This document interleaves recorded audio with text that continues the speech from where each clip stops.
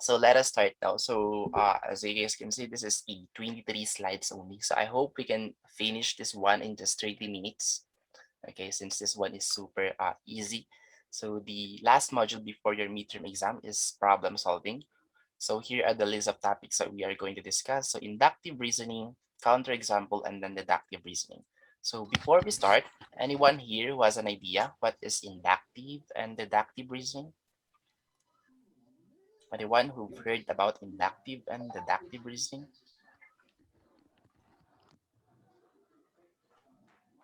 None? Is this your first time, guys? Okay. So one thing is for sure, whether you are conscious or not, we always use this one. Okay. So in our daily lives, we have this Isa na pala. inductive reasoning, and then we have this deductive reasoning. So in this module, we'll be able to distinguish what is this inductive and then what is this deductive reasoning, or what are the differences with each other. And then counterexample, I think it's very obvious. Like we're going to find a example to make the statement false. Okay, that's why it's called counterexample. Anyway, let's start with inductive reasoning first. So when you say inductive reasoning, it is a type of reasoning that forms a conclusion based on the examination of specific examples. Is called inductive reasoning. So in our daily lives, whether well, we know that it's inductive reasoning or deductive reasoning. So we always form a conclusion in our mind. Okay, like you're saying that, okay, so the next one who will win will be maybe the Lakers, okay, or the Clippers, or the Golden State, okay. So we are basing that one from the past, let's say, game that they had. So we are basing that one on the performance of maybe of that player. They have this new player now. This team now is super strong. Okay, something like that. Okay, so the same in other games, like assuming that this one is a genius man. Because of him, this team will win for sure. Okay, you are now forming a conclusion based on what you are seeing, okay, or based on the example that you are seeing. So we call that one inductive reasoning. So the conclusion is formed by using inductive reasoning is the conjecture, since it may or may not be correct. So in here, it's just that there is no guarantee. So that's why it's called conjecture.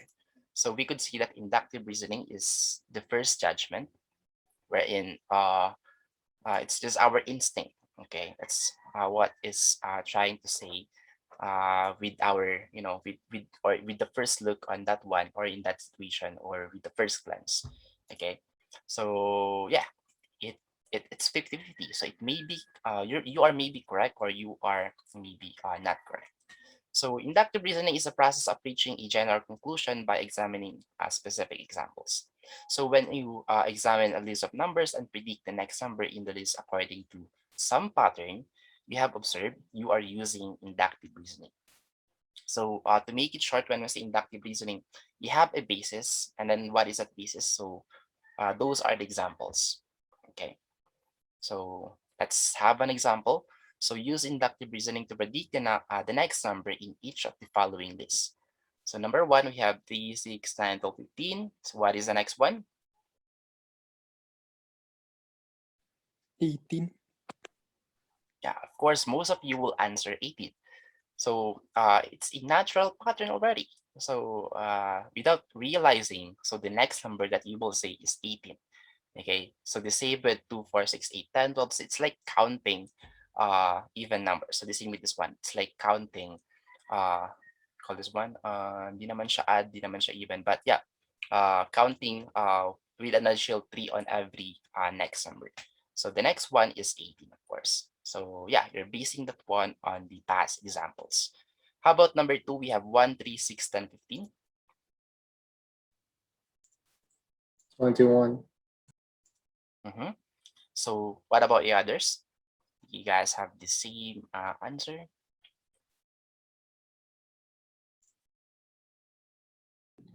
21 din sa.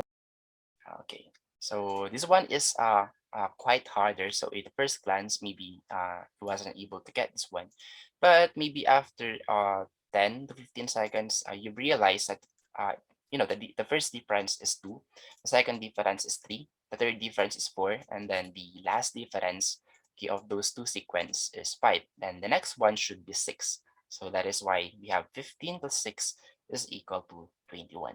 Okay, so again, how did we get that 21? Because we base it from these past examples. So in here, we cannot just get that one if we only have two preceding examples. So we need as much as we can, and then that pattern must not must not be broken, or must be all throughout from the start back to the end.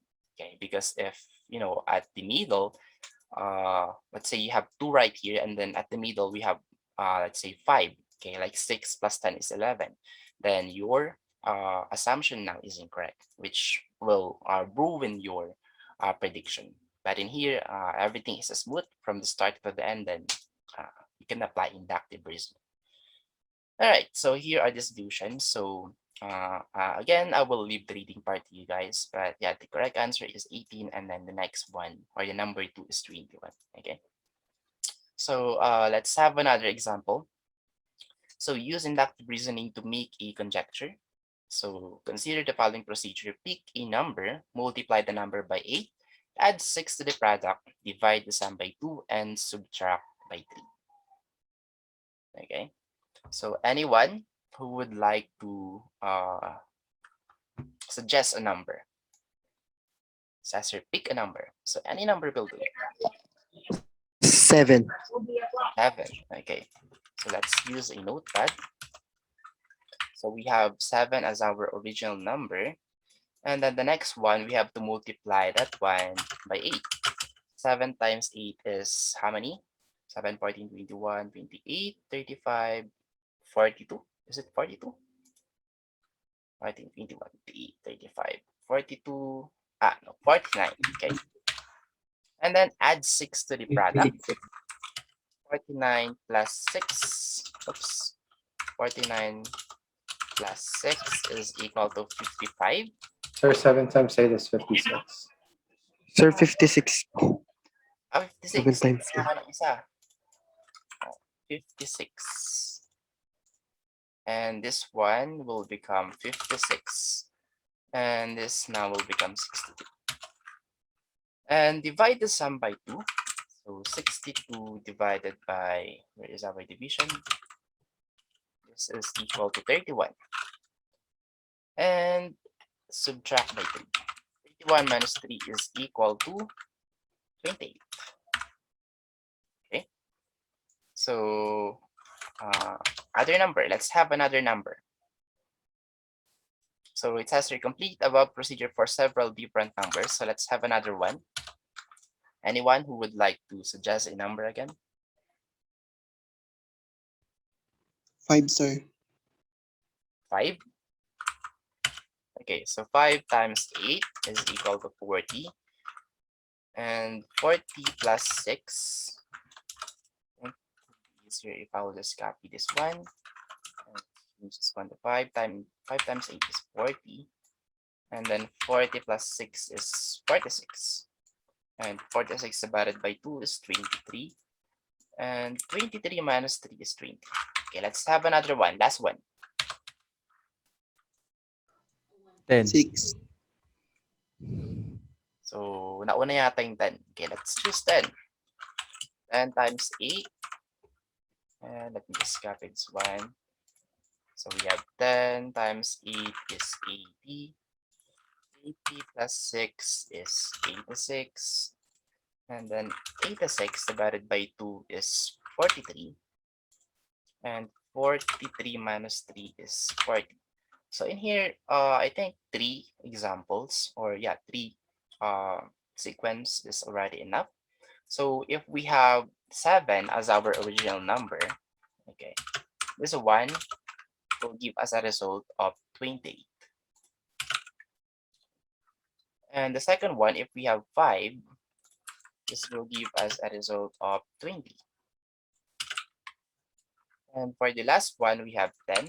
So if we have 10, this will give us a result of 40.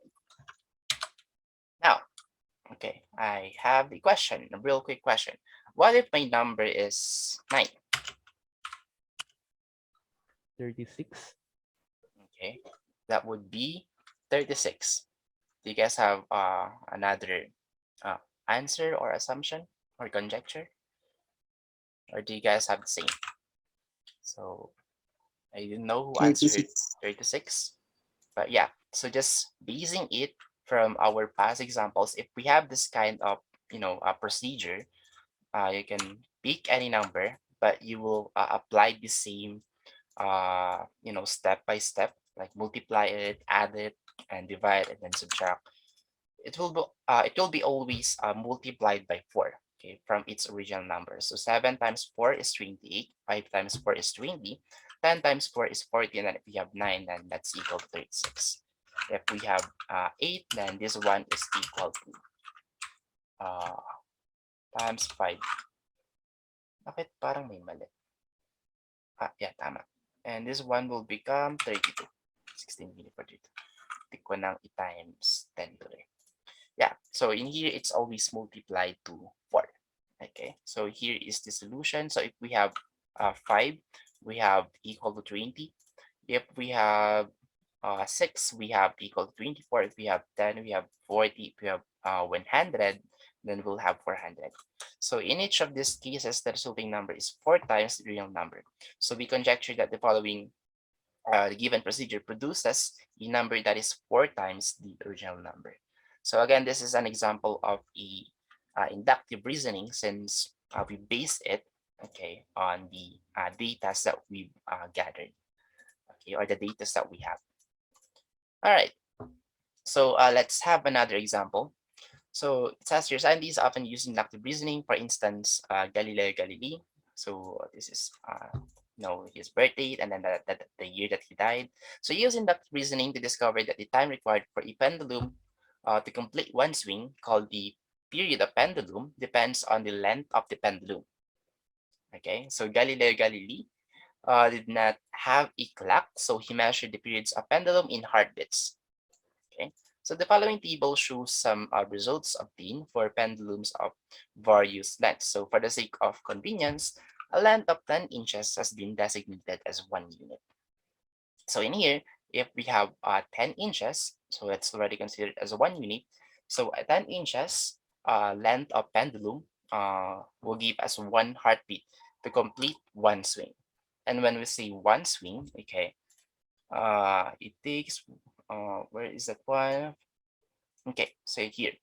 So in order for us to see that it's already one swing, okay, so from its original position and then swinging to the right, and then it must go back to its original position. So that's why it's called pendulum, okay. And then Galileo Galilei measured that it will only take 1 heartbeat, okay, before it will go back to its original position. So in here, 10 units, 10 inches or 1 unit is equal to 1 heartbeat.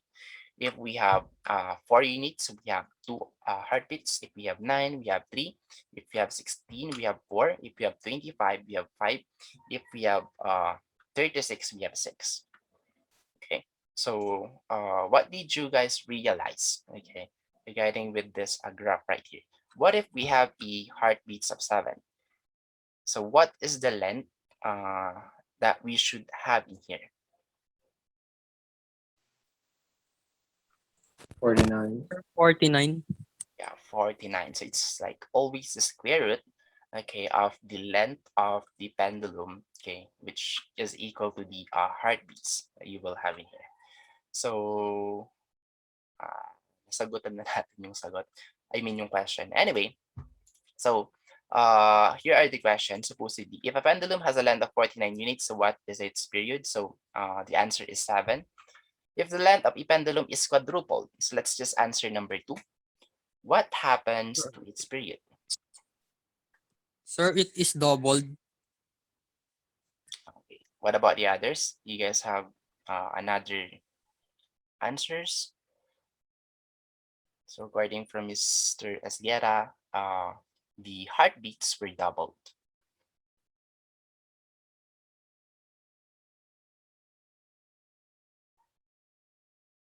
I agree, it's double.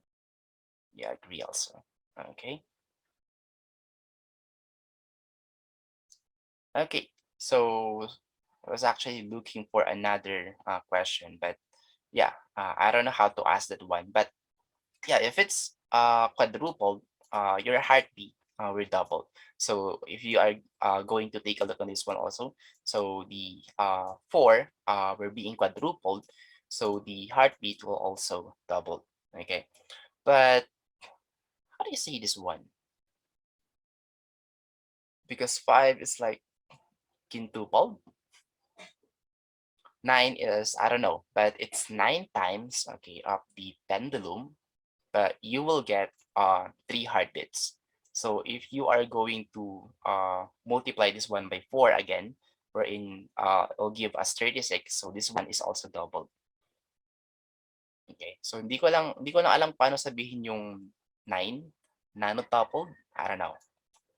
So yeah, it's like 9 times. Anyway, so here is the solution. So here are the explanations for the number one and then for the number two. Okay, so quadrupling the length of a pendulum doubles its period. Okay, so let's answer this one. So consider the following figures and the pattern suggested. So here are the number of points connected, and then here are the number of regions formed. So if we have 2 points, okay, so this is the first point, and then the second point. So as a result, it gives us two regions, 1 and 2. If we have 3 points, so 1, 2, and 3, so just connect all of those points in to give us a number of 4 regions. So 4 points is 8 regions, 5 points is 16 regions, but what about 6?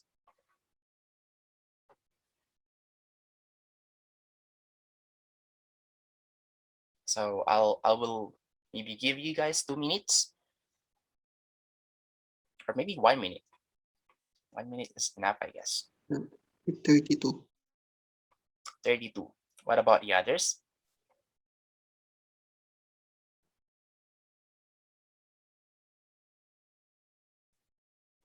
So, with this kind of example, we always use inductive reasoning because we hate to do, hassle things. We hate to do this kind of things. We don't want to waste time, but instead we'll find a way, to predict what will be the next number or how many regions will be formed if we have 6 number of points connected to each other.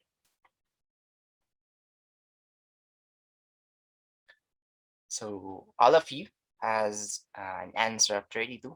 That is your conjecture.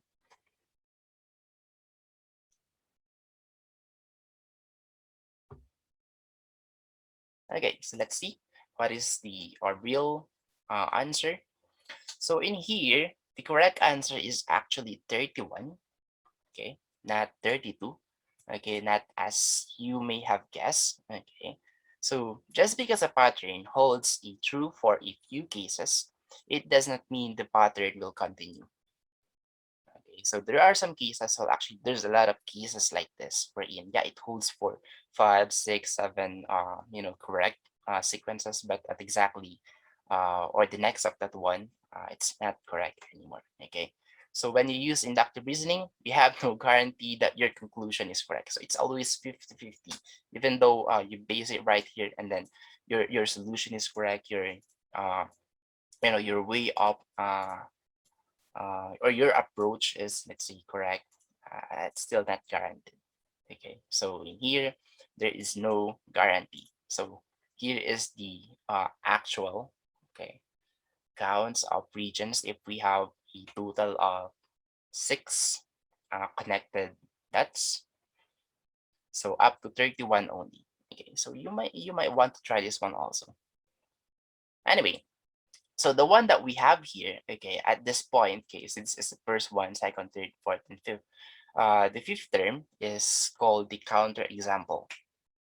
Okay, so yes, it is true for the first fourth term, but at the fifth term, it is already a counterexample since it made the pattern incorrect already. Okay, so there is no such pattern anymore since at that point it's not true anymore. So a statement is a true statement provided that it is true in all cases.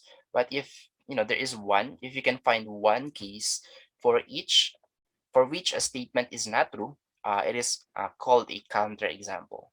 Okay. Then the statement is a false statement. In the next example, we verify that each statement is a false statement by finding a counterexample for each. Okay, so let's find a counterexample with these numbers. So verify that each of the following statements is a false statement by finding a counterexample. So for all number x, so I would like you guys to find at least one counterexample. So there's a lot of counterexamples out there, but one is enough already. Just make this one false.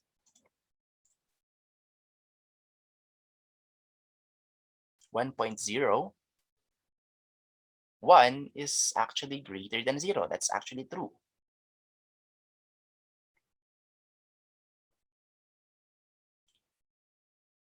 Zero point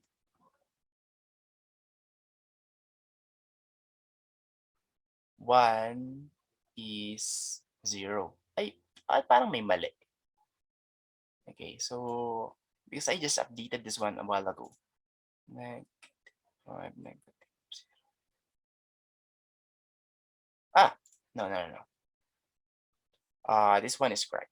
So can you guys find a counterexample for the number 1? Negative 1. Negative 1. Negative 1 is greater than 0. I mean, yeah, negative 1 is definitely below 0, but we have an absolute symbol right here. 1. So Okay. it will become Absolute pa. No sign. So yeah, but this one is super obvious. It seems like there's something wrong with number 1. Well, you can just answer here any decimal that is less than 1. So 0 0.5, 0 0.9. No. Because 0 That'd be greater than 0. Yeah. Okay, I don't want to, go to the other slide because it will show the answers for number 2 and number 3 also. Anyway, so anyone who can find the counter example of number 1. Can't remember what is the correct answer for this one. Ano ba yung ginawa ko dito? Parang may nabura akong hindi dapat. Anyway. Anyone?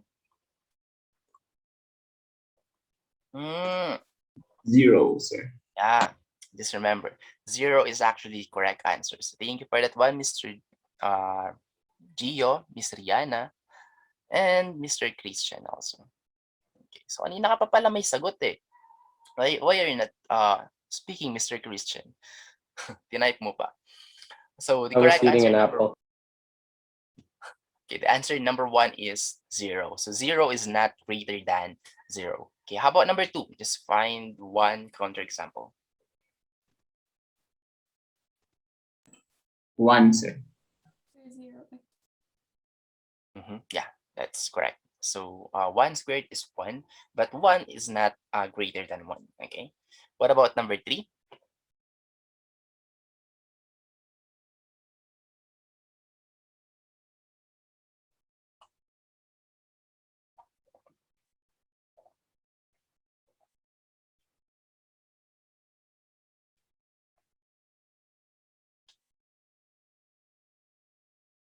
Okay, very good, Miss Rihanna.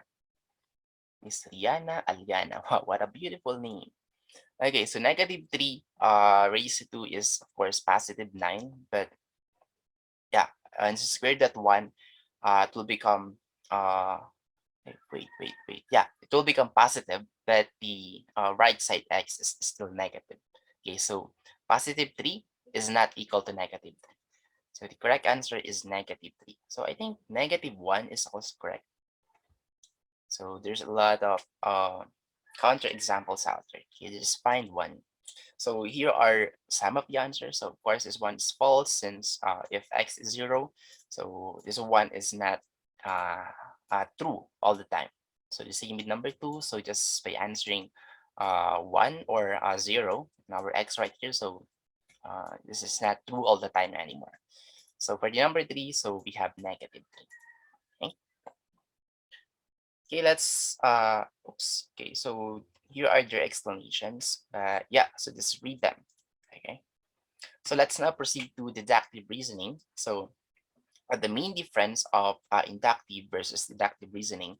So even though you don't have or you don't have any data, okay, so as long as you have these principles or procedures which is already approved by everybody, by everyone, or most of the people around the earth, I guess, since that's like a common phenomenon already. So you will be able to get the correct answer.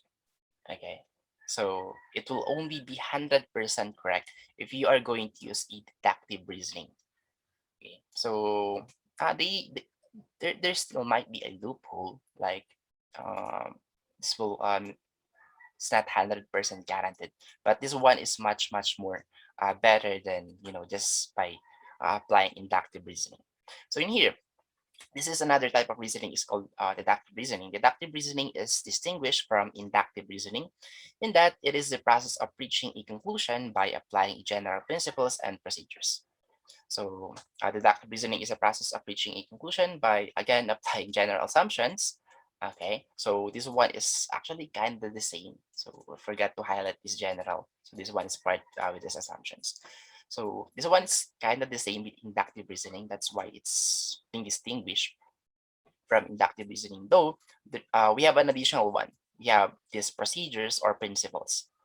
So yes, we still, if you are applying deductive reasoning, you're still applying uh, inductive reasoning. Okay, so you're still relying on the logic behind that one. But yeah, we have to apply more, which is maybe the procedures or the principles. So later on, you will see uh, the process or what are the differences. So let's use the same example. So we use deductive reasoning to establish a conjecture. So we use deductive reasoning to show that the following procedure produces a number that is 4 times the original number. So in here, we are going to prove that the one that we had a while ago is actually true using a deductive reasoning. So here are the procedures. So pick a number, multiply the number by 8, add 6 to the product, divide the sum by 2, and subtract by 3.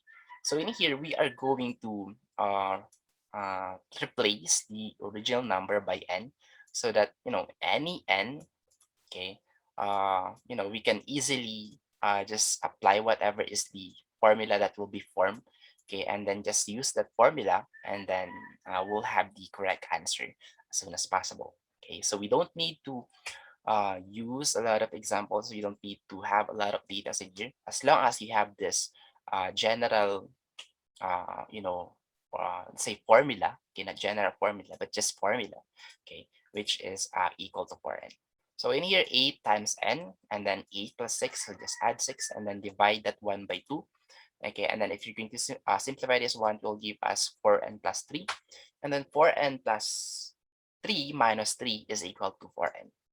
So as a result, this is now the one that we can use, okay, which is already proven, and then it's already being call this one, let's say, approved by everybody, because that's how we've come up with such a formula with this procedure. So we started with n and ended with 4n. So the procedure given in this example produces a number that is 4 times the original number. Okay, so if you only know how to manipulate or how to use maybe variables, so it would make your work a lot easier, okay, rather than basing that one on a real data. So before, we have to compute 3, 4, or 5, and then just compare those sequences, and then before we can figure out what would be the result if we have this kind of number. But in here, just substitute that original number to our n, and then you will get the correct answer, right? Okay, so let's have another example wherein in these examples, it will let us analyze arguments to determine whether they use inductive or deductive reasoning.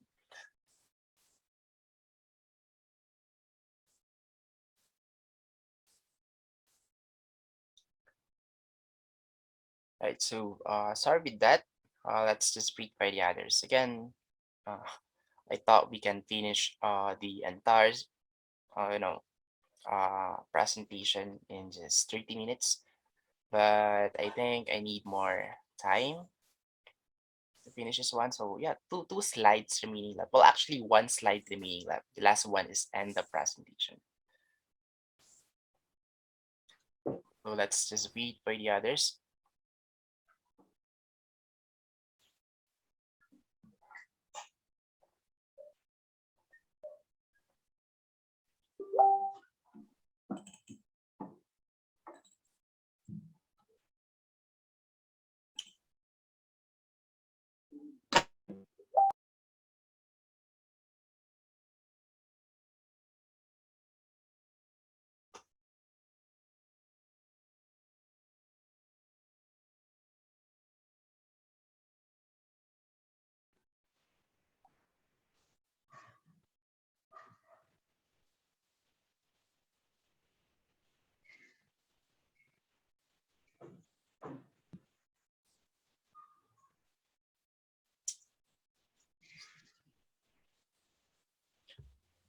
How many are we in part one?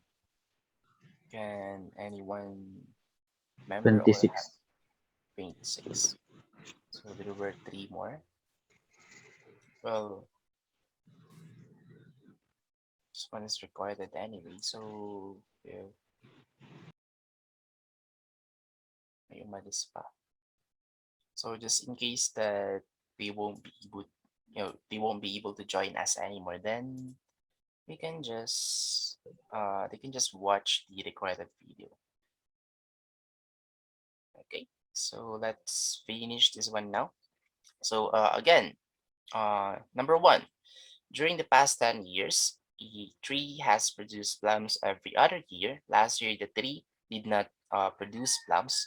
So this year, the tree will produce plums. So is this inductive or deductive reasoning?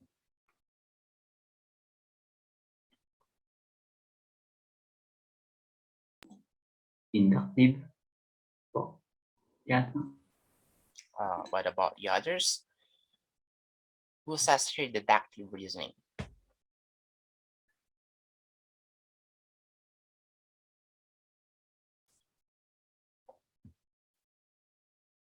Okay, so none. So most of you has an answer of inductive reasoning.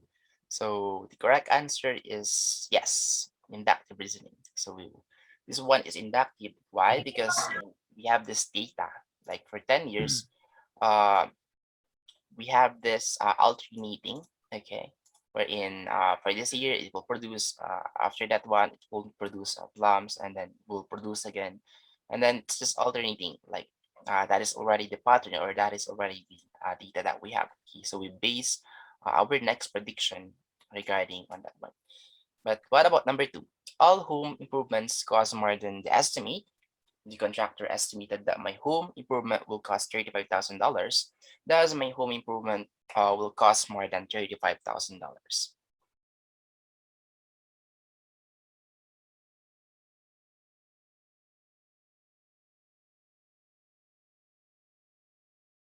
Is this inductive or deductive?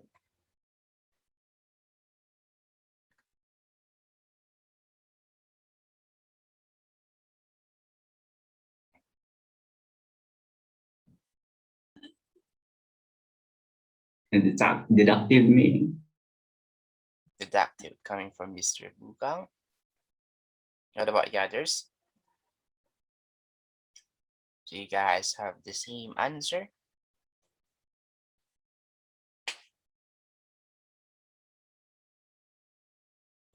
Was the constructor estimated at minimum 35,000? I mean, this one? Contractor Because estimate. the second sentence says it will cost more than 35,000. I don't know if the estimation is like the average 35,000 or would be more. The minimum is 35,000. Let's just say this one. Okay, so I don't know how did they compute this one, but according from the contractor, and then we don't know what is the structure of that customer wants to be, improved more or to be more renovated. So he just calculated that it would cost that owner $35,000. But yeah, according to other maybe homeowners, all home improvements cost more than the estimate of the contractor. So would be, this one more than $35,000. Sir, para sa akin, inductive. Okay, why?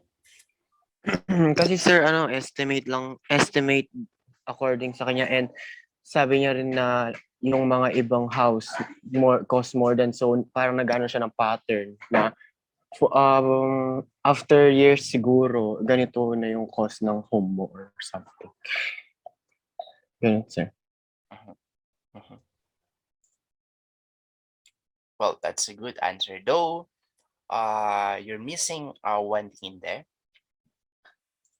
What about the others? Most of you have answered deductive. Inductive. Correct answer number 2 is actually deductive. Okay, why?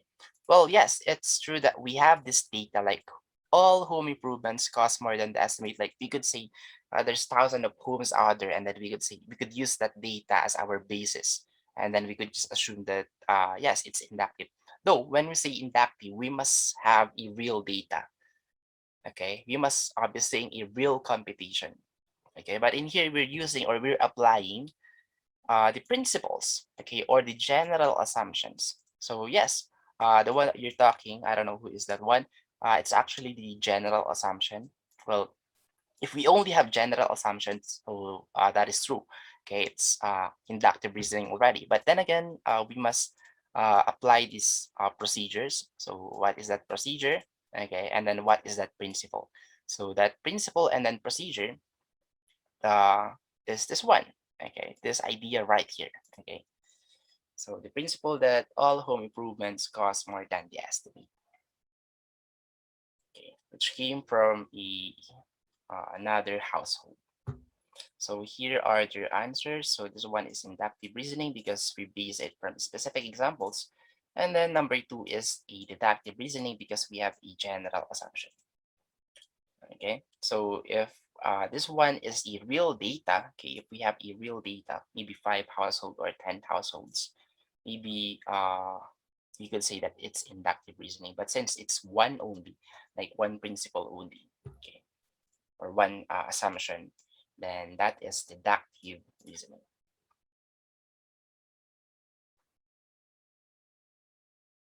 Okay, so with that, since like there's still a lot of things that you need to learn when it comes to inductive and deductive reasoning, I would like you guys to search more on the internet, like more examples.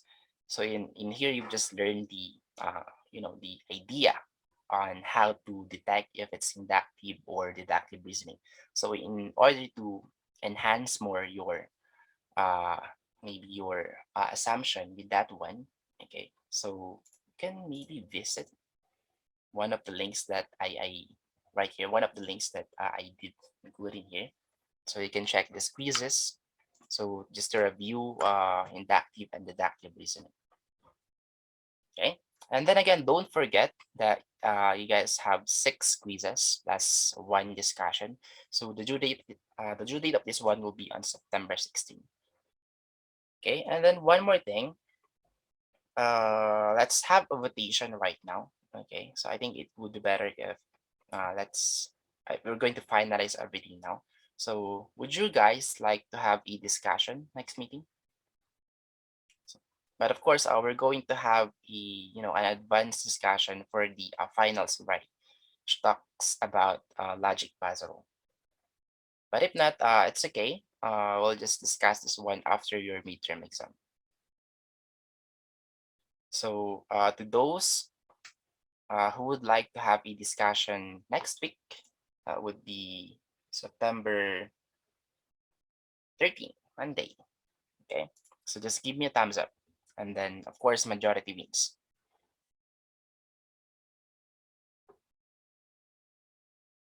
So 5, 4, 3, 2, 1, and then 0. So 2, 4, 6, 8, 9. I think that is not enough because there were, let's see, 28 of you guys less me. So I need at least maybe 15 or 14, but 9 is not enough. So yeah, you guys are going to have a free time. Well, not actually free time since there are things that you guys need to finish or you need to do.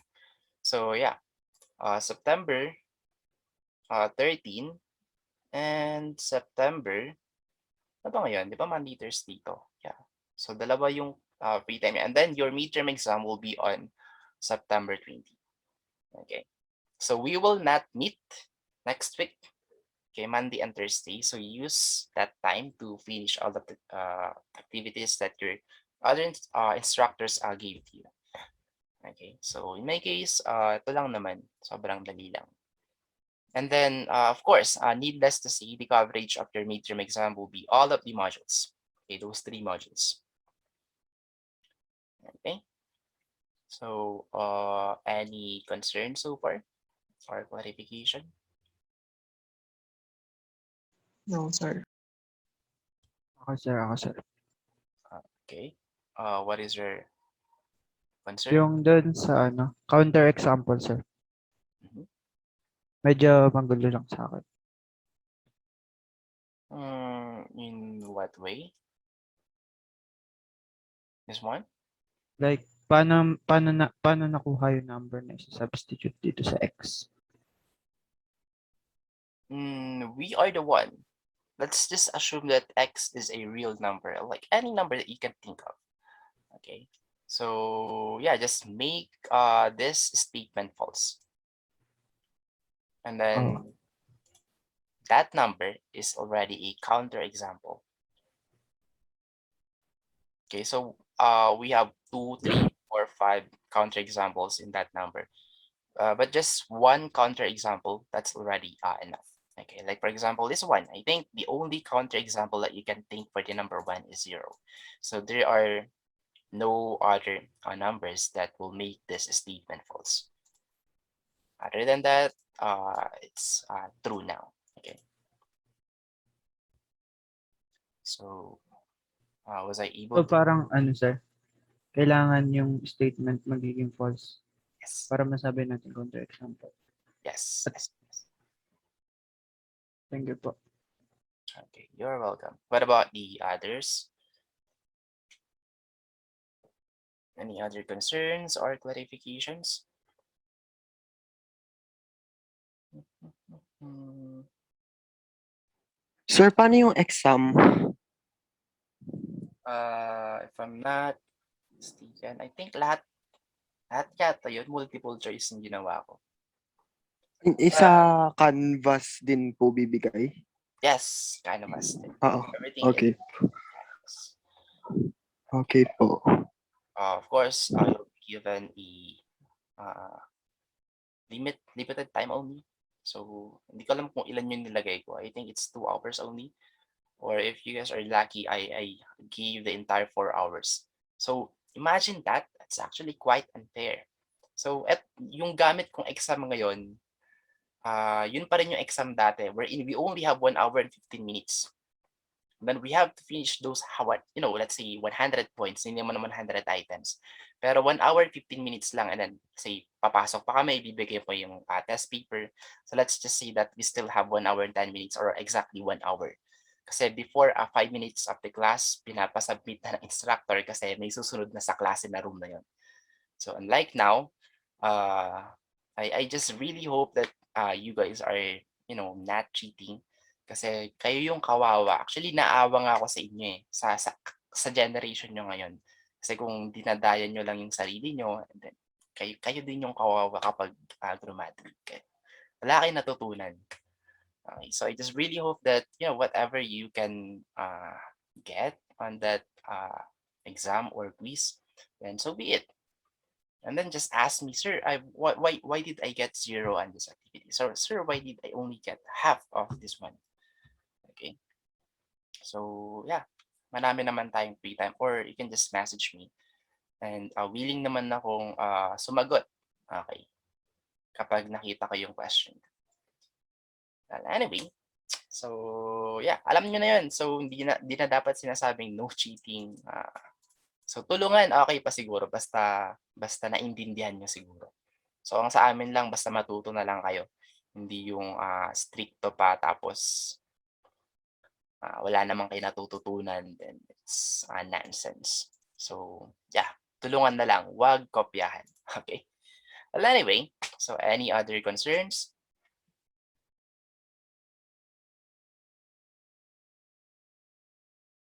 Okay then. So, if you guys don't have a question anymore, then meeting adjourned.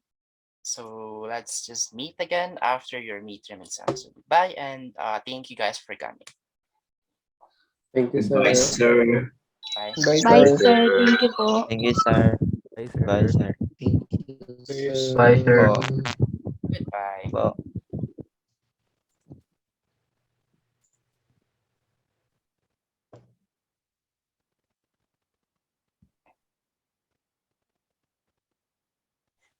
Bye po. Goodbye po.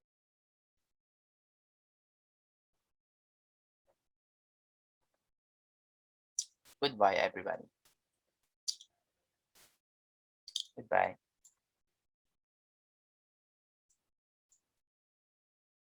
Goodbye, sir. Goodbye.